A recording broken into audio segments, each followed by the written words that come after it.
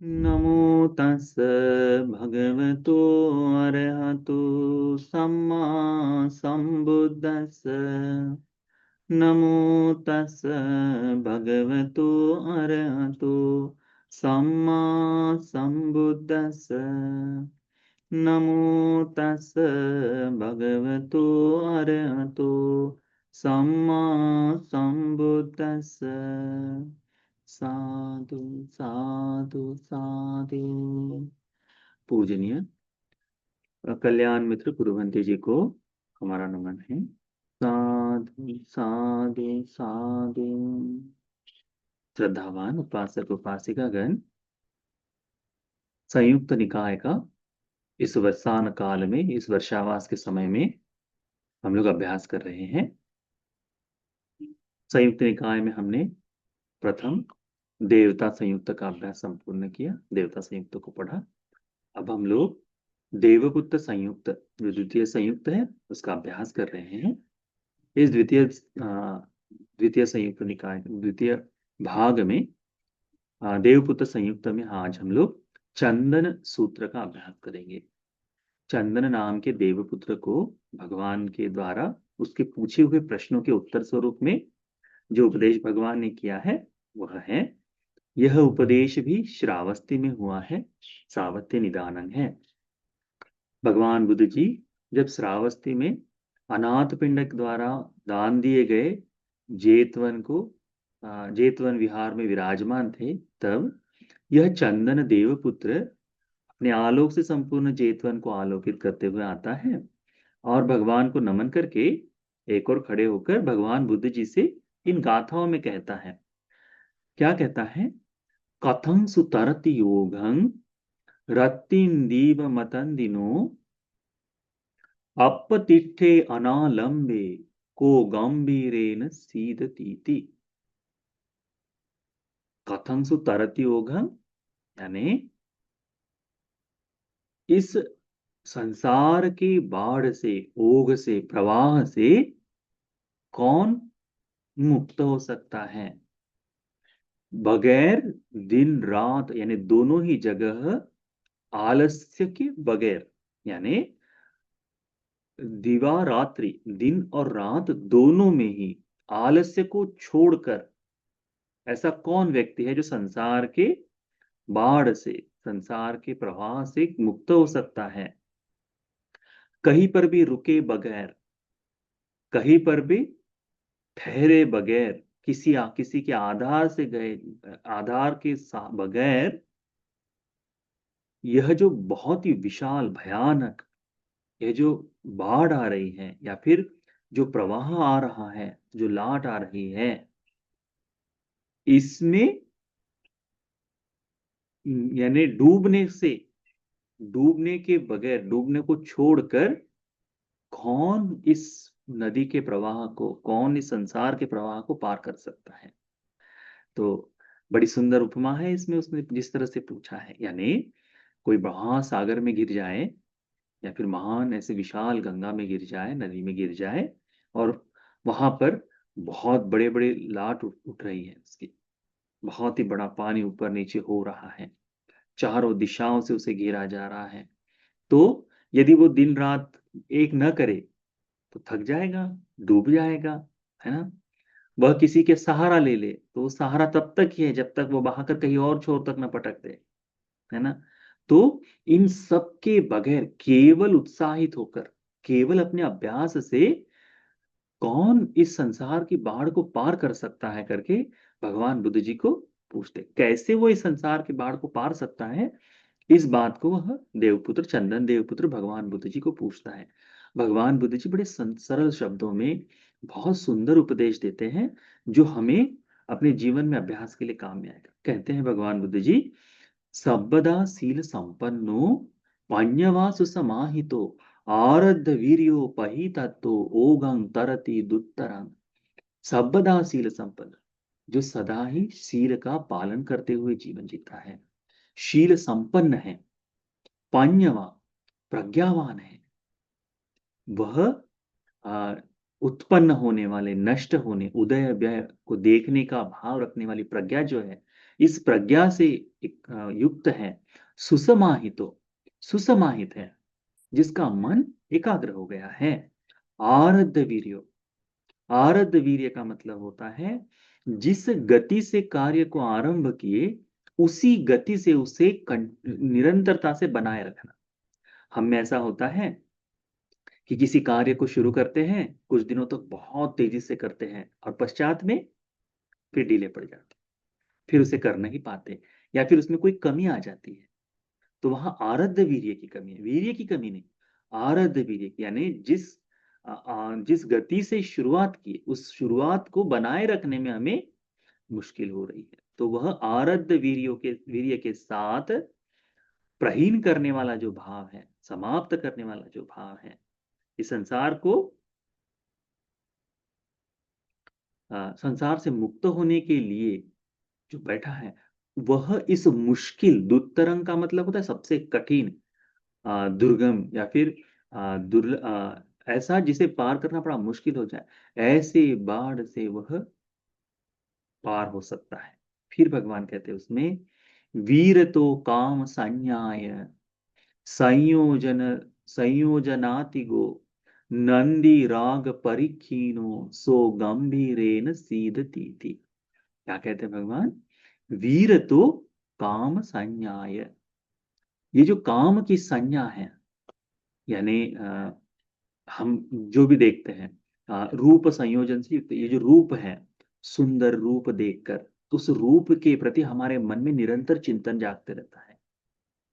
वह ऐसा नहीं कि आज जाग रहा है कल खत्म हो जाएगा, नहीं, मन में काम राग जो है वो जागते ही रहता है, उम्र हो जाने के बाद भी जागते रहता है, बाल्यावस्था में भी, यानी छोटा सा है तब तो नहीं, तब उसके वह सूक्ष्म होते हैं, परंतु थोड़ा सा, इसीलिए आप देखिए युवकों से लेकर बूढ़ों तक इस काम के द्वारा बहुत तकलीफ दी जाती है, यह सरलता से, और उसमें स्त्री और पुरुष का भेद नहीं है, दोनों के लिए ही है। तो वीर तो काम संज्ञाएं, ये कामुक संज्ञाएं जो है, जो आदमी का मन घेर लेती है, मोह लेती है, ठीक है, जो अकुशल की ओर ले जाती है, ऐसी उनको उनको दूर करके, उनसे विरत होकर, रूप संयोजन आदि, ये जो रूप के संयोजन बने हैं, जो गांठें बांधी हैं, इन गांठों से परे होकर, इनको सबको खोलकर, नंदी राग परिकर, ये नंदी राग जो है, नंदी का राग, नंदी राग का हमने क्या बताए थे कि रट लगाने वाला राग, चाहिए चाहिए चाहिए चाहिए, ये भोगने की इच्छा रहने वाला जो राग है, इस राग को क्षीण कर देने, है ना। हम देखो भगवान ने संपूर्ण संसार का दुख जो है, दुख का समुदय क्या कहा है? इस नंदी राग को कहा है ना। यायं तन्ना पूर्णो भविका नंदी राग सागता, तत्र तत्राभिनंदिनी कहा है भगवान। यह जो राग है, जो जहां जहां जन्म लेते वहां वहां उस तरह से राग जागता है। तो ये राग केवल मनुष्य जीवन में नहीं, सभी जगह जागता है, और उन राग को जाग कर उसमें आनंदित होता है। जानवरों के लोक में जन्म ले, हम तिरछान लोक में जन्म ले, तो हमारा नंदी राग उस जीवन में आनंद लेता है। यहां तक कि निरय में भी जन्म ले, तब भी निरय में भी मैं जीवित हूं, इस कारण से वो जो नंदी राग जो जाता है वो है ही। तो ये नहीं छूटता, इसको जो क्षीण कर दे, तो भगवान कहते सो गंभीर नसीलती, वह व्यक्ति इस गंभीर संसार में, इस गंभीर नदी के ओघ में, प्रवाह में निगलता नहीं है, उसमें डूब नहीं जाता करके, ऐसा आदमी उससे तर जाता है करके भगवान ने बताया।